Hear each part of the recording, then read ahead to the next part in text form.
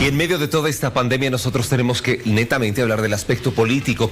Y una de las preguntas que la ciudadanía se hace es ¿qué sucedería con las elecciones en el caso de que la pandemia persista? Bueno, hay muchas aristas todavía y nosotros queremos hoy agradecer la presencia vía web de Paul Coca. Él es analista que nos acompaña. ¿Cómo está? Bienvenido. Muy buenos días, estimado Héctor. Muy buenos días a todas las personas que hoy día en la mañana nos están acompañando. Es un gusto saludarlo y también le agradezco a Israel Quino, también analista que está junto a nosotros. Buen día. Estimado Héctor, muy buen día. Agradecido por la comunicación. Cordial saludo también a Paul mediante esta vía digital. Inicio con usted, licenciado Coca, para consultarle.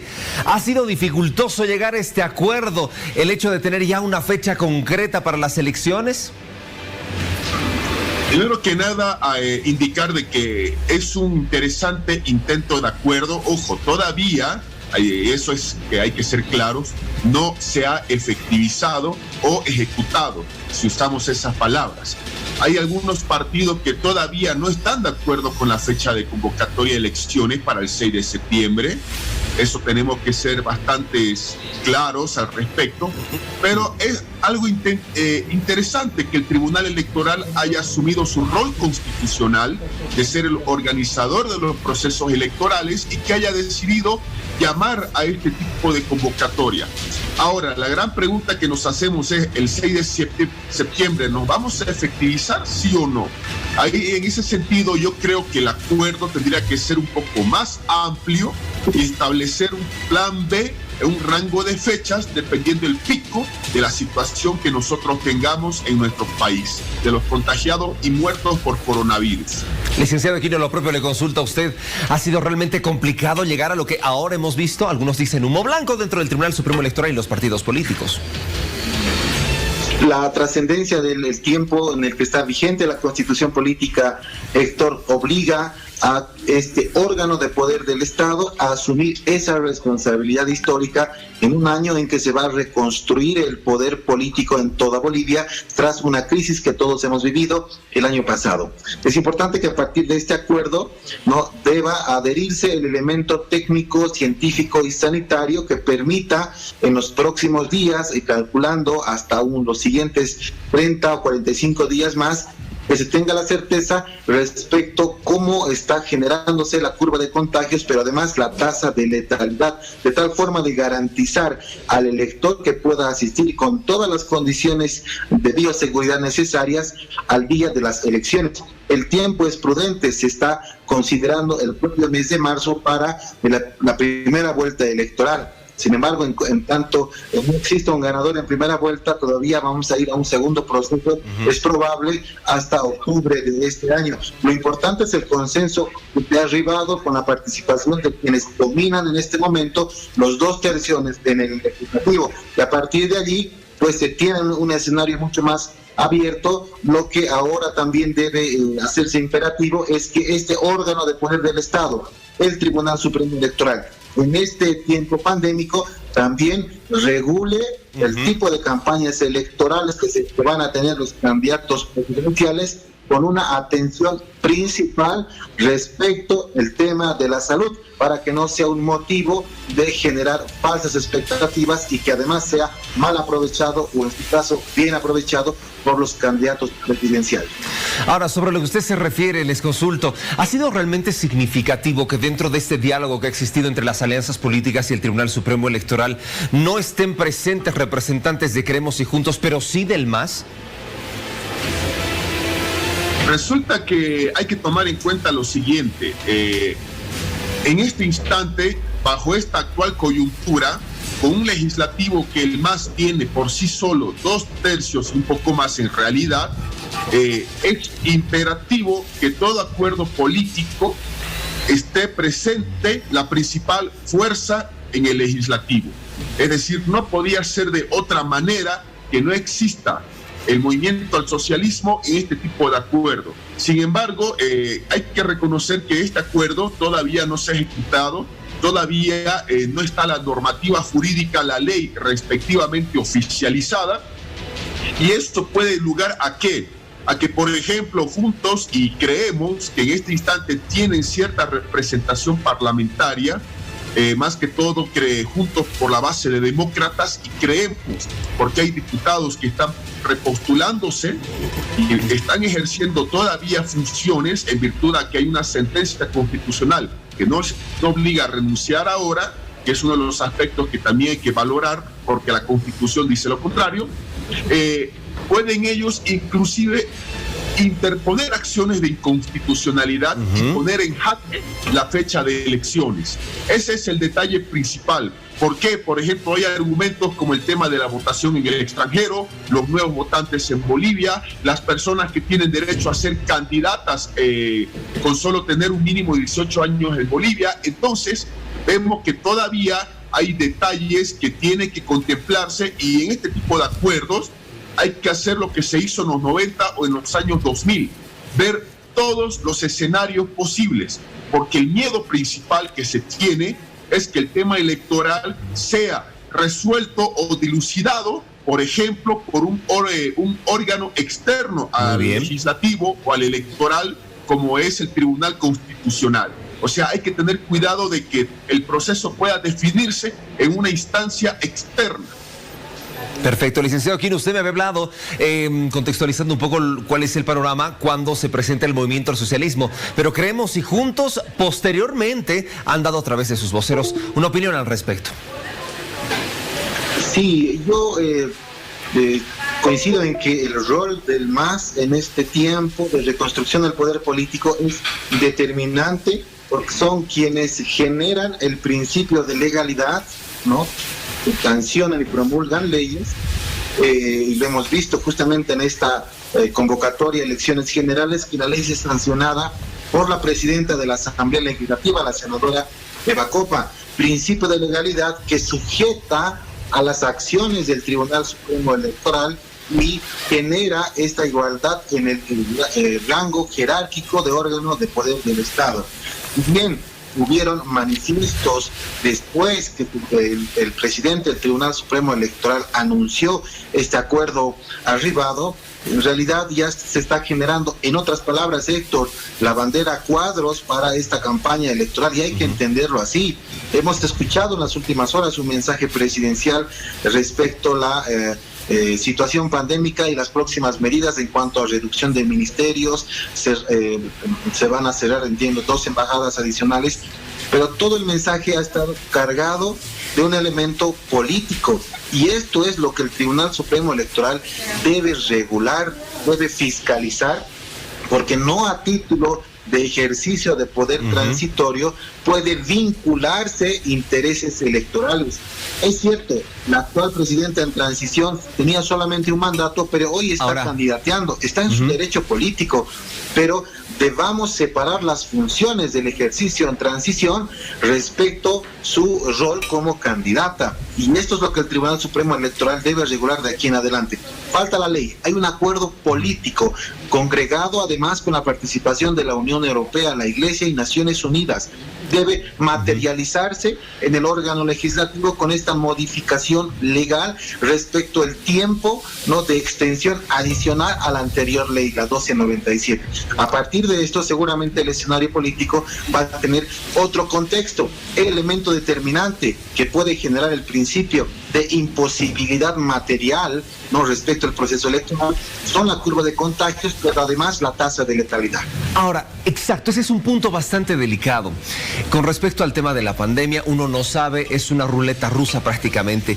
¿Y no era mejor que en esa reunión el Tribunal Supremo Electoral hubiera pedido un plazo más largo? Me explico, que ellos se puedan atribuir el derecho de fijar una fecha. Puede que la pandemia retorne. Hay que tomar en cuenta lo siguiente, que yo soy partidario de que el Tribunal Electoral, en base al mandato constitucional del artículo 208 de la Ley Fundamental, tenía la potestad de poner un rango de fechas, tanto en primera vuelta o como segunda vuelta. ¿Por qué? Porque nosotros podemos caer en un gran problema jurídico, técnico, legal y económico si nosotros no sabemos, y no lo sabemos a ciencia cierta, seamos honestos, qué va a pasar el 6 de septiembre con la situación de pandemia y en este preciso instante con muerte. Hablar de elecciones en Santa Cruz y en Beni resulta, y es cierto, es una ofensa a los ciudadanos de esas dos regiones por la situación que están atravesando, es decir, es una situación ya que no se puede controlar bajo ningún argumento. Entonces, el problema puede generarse de esta manera. Si tenemos pico alto de contagios, si tenemos pico altos de muertos, en esa fecha, en septiembre o finales de agosto, nosotros no estaríamos en condiciones, a no ser que así los políticos nuestros lo permitan, de realizar otro acuerdo político, otra modificación legislativa y estar así constantemente. Muy bien. Eso no va a generar un cierto tipo de certidumbre a la ciudadanía. Entonces, eso es lo que tenemos que tomar, que este grado de acuerdo político que se ha llevado con el aval del Tribunal Supremo Electoral, que va a ser homologado o ratificado con una normativa jurídica, que va a ser impugnado por varios diputados que están buscando obviamente mostrarse después de años de ausencia, levantando manos solamente, podemos llegar otra vez a realizar otro acuerdo político y hay que ver la buena fe de quien tiene el sartén por el mango, que es el MAS. Lo propio le consulto a usted, licenciado Aquino, el tema cuarentena, la palabra cuarentena está marcando a muchos. Héctor, en los últimos días, en la sede política del país, uno de los núcleos electorales más importantes de toda Bolivia, al igual que Santa Cruz y Cochabamba por el índice demográfico, se ha generado la cuarentena flexible. Es decir, que las autoridades políticas subnacionales, alcaldes y gobernador, han dispuesto flexibilizar las medidas en virtud al estudio del índice del riesgo municipal que nos ha permitido ir de cuarentena rígida a cuarentena dinámica. ¿Qué le estamos diciendo a las otras entidades del Estado, Tribunal Constitucional, Tribunal Supremo Electoral y sociedad en su conjunto? Estamos aperturando, flexibilizando las medidas de restricción respecto atención de servicios públicos en los niveles subnacional, departamental y nacional. Servicio público restablecido. Actividades comerciales aperturadas. Mercados aperturados. Restricciones personales, ninguna en el caso de los estantes de habitantes, en el caso de la ciudad de La Paz y el Alto. Actividades financieras normales. Entonces, muy bien. Estamos diciendo a la sociedad y a todas las instituciones que en virtud a la decisión política de alcaldes y gobernador y autoridades de salud, estamos flexibilizando las medidas. Entonces, la primera cuestión que será el Tribunal Supremo Electoral indudablemente es si todas las actividades estamos generándolas con normalidad, ¿por qué no ir a un proceso eleccionario? Ahora bien, en la fecha en la que se está promoviendo, se ha generado el acuerdo, todavía restan casi 90 días, ¿no? Hay que ver el comportamiento de los siguientes 45 y 60 días en estas regiones en las cuales se tiene un índice de contagio algo todavía elevado. Eso es lo que hay que evaluar. Tampoco se va a cerrar la posibilidad si la curva de contagios y la tasa de letalidad es alta, ¿no? Sin embargo, esto deberá evaluarse por las autoridades sanitarias, informar al Tribunal Supremo Electoral en su defecto. Y este tema, Héctor, tiene que resolverse en los siguientes días. Sí. Existe una acción de inconstitucionalidad abstracta presentada y admitida por el Tribunal Constitucional en virtud a la ley que establece 90 días.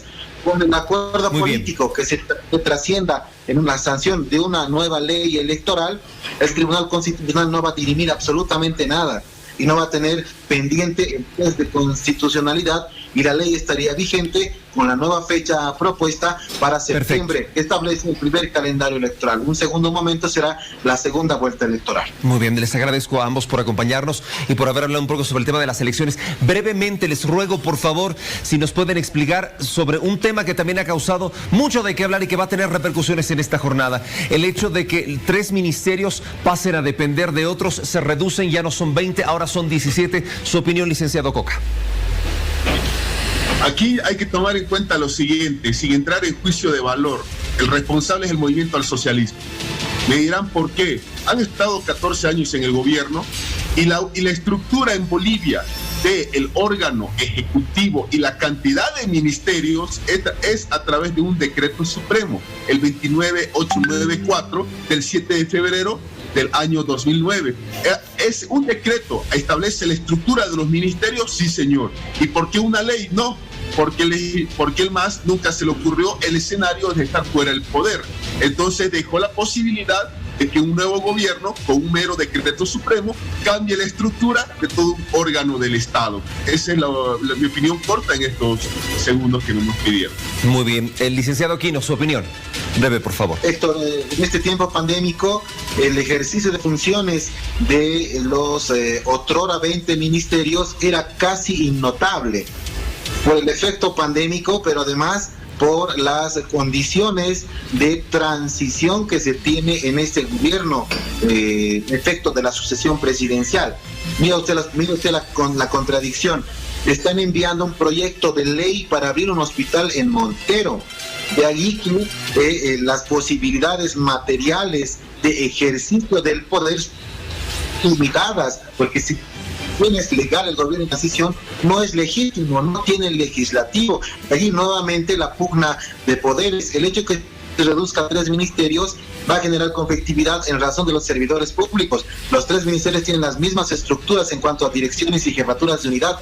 Va a haber indudablemente efecto del cierre de estos 3 ministerios, mucha gente que se va a quedar sin una fuente de trabajo. Esto es un hecho porque el objetivo es generar recursos, evitar pago de salarios. Entonces, se apertura probablemente un escenario también político adverso de gente que se va a ver afectada por el cierre, ¿no? Por la fusión de este tipo de ministerios del Estado. Medidas políticas en un tiempo electoral, Héctor.